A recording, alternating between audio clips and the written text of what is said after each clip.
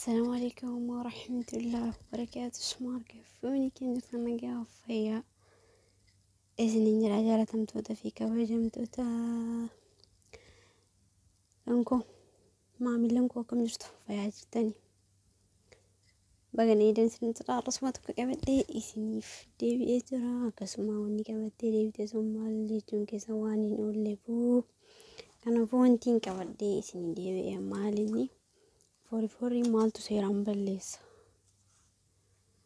أنا كدوم فقيات فوري وانتي نقشان بودو كون دراسة دالي عرر لبيتي الفيرمين بيك قرو نديبئة قرو وانتي سريت سيران بليس وماني فوري داو زوية تاني فوري نمو بايزاوي جتودا فورين دبساكي نقودينا دوغا كنافو دبسان كيسان أكيسني قدتوف قديتها فرا بليس واد فرين جراتانان قديتها دبسان كيسان قدتو جتشادا مالفو inni sun hinqallaalti annan jedhu cinqillaati keenya keessa waan baay'atuuf jechuudha hin guddatu dabbasaan jechuudha laakiin immoo forforii maaltu barleessa karaa salphaan jechuudha forforii wanti kun hin barleessa karaa salphaan wanta ofii irraa fayyadamee isiniif ibsuu danda'a jechuudha inni ilaaltaan seeraan dammoo kun bakka dhamamee hin qabu kun osoo ilaaladha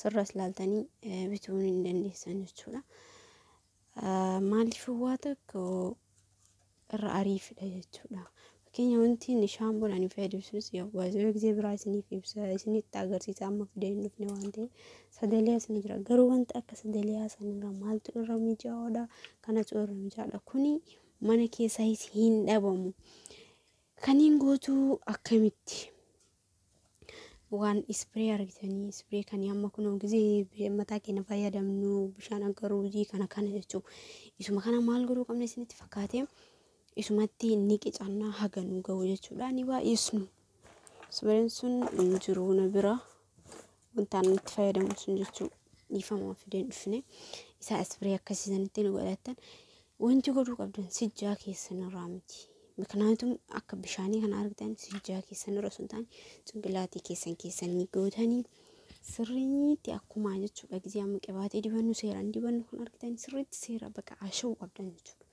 ni ashatan shittaa qaba garuu wanti kun gin shittaa isaa danda'uudhaaf maaliif deeqa 30 irra firran teessistan gin ofirran tursiisnaadha arnoo garuu an deeqa 30 irra firra teessisee hin beeku cinqilaatii keessan keessa sirriitti masaajini gootanii xurutti balleessaa dhugaa rabbiitti forforii akka gaariitti balleessaa waan isin ajaa'ibu kana keessa jechuudha kanaafuu maal godhuu qabdan isinii fakkaate wanti godhuu qabdan daqiiqaa 30 qofa cinqilaatii keessan keessa gisee maa fakkeenyaa mana fidhiqatu heddan kana jechuudha ni fayyadamtanii daqiiqaa 30 itti gootanii keessanii peestaaliin affantan artan peestaaliin affantanii shaashii irraa hidhatanii baqa daqiiqaa 30 irraan dabarsinaadha kaza bwala jechuudha diqadhaati laalaa jechuudha filaa yookiin filaa akkana kana doon taane filaa kana osoo hin taane filaa nu argitanii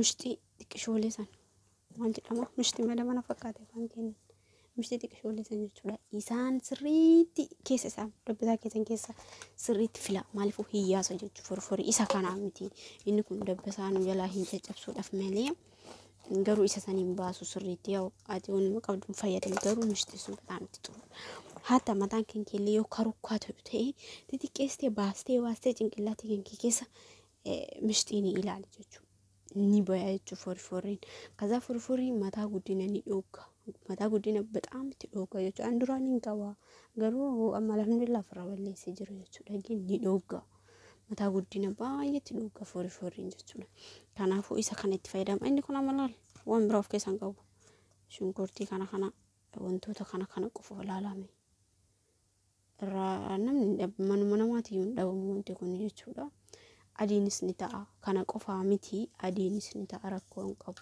gin kana irra mirxiidha osoo argame jechuudha kanaafuu kana irra mirxiidha osoo argame akkasuma fayyadamaan isin jedha obboleewwan kiyya waan ofii itti fayyadame isinis akka itti fayyadamtan abdiin isin irraa qaba isin jedha kanaafuu itti aansa hoo shaampoo fi kondiishinarii gisee fayyadamnu aynata tokko fayyadamuu qabna. By the way aynata tokko argitanii kondiishinarii fi shaampoo aynata tokko maaliifuu inni tamarraxee miti jechuudha. Inni kabban fedhe haa ta'u kafeetitti fayyadamneen aynata tokkotti fayyadamna jechuudha. Ni jira kakaa nurra fayyadamus zayituunii kanarra fayyadamus ni jira. Gin aynata tokkorra fayyadama. By the way shaampoonii fi kondiishinariin I don't know garaan marxu akka kiyyatti. Namoonni tokko yookiin dabbisaan namoonni tokko marxuu ni danda'a beetanii.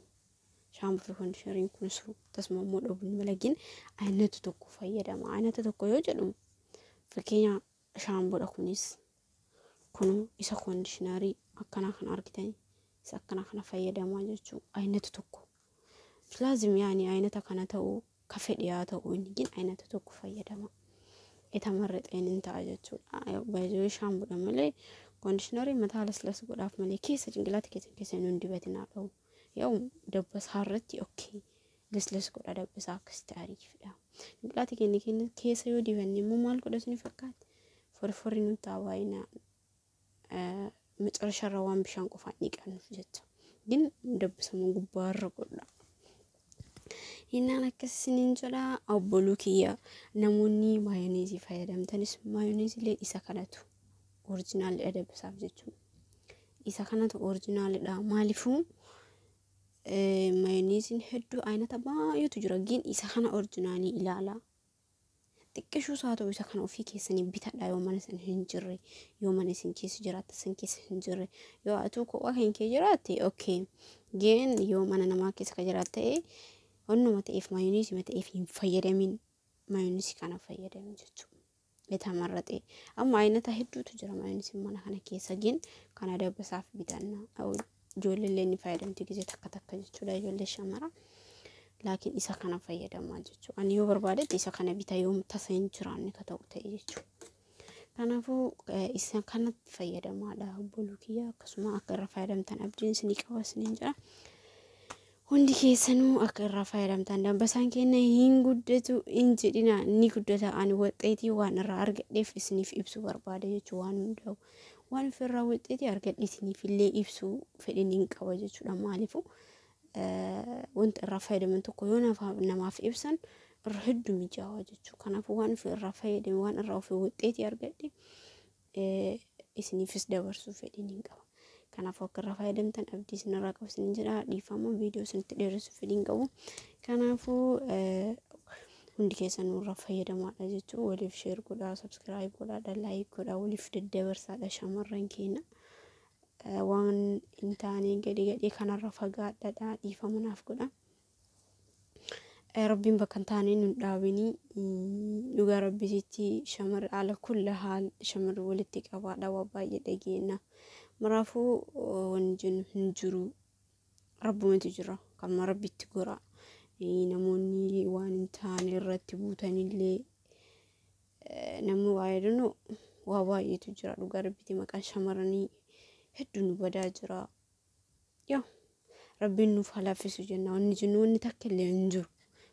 Bakka deemnu hundattuu rabbiin isin bira haa jiraatu. Bakka deemtan hundattuu hundaa'u rabbiin nu bira haa jiraatu. Ala kullaal waan gadheerraa rabbiin waa eeguun isin jedha hundi keessanuu dhaamsi kiyya kanuma dhaamsa bira hin qabu. Of eeggannoo godhadhaadha bakka jirtanitti rabbi waan hin taane isinirra buusini.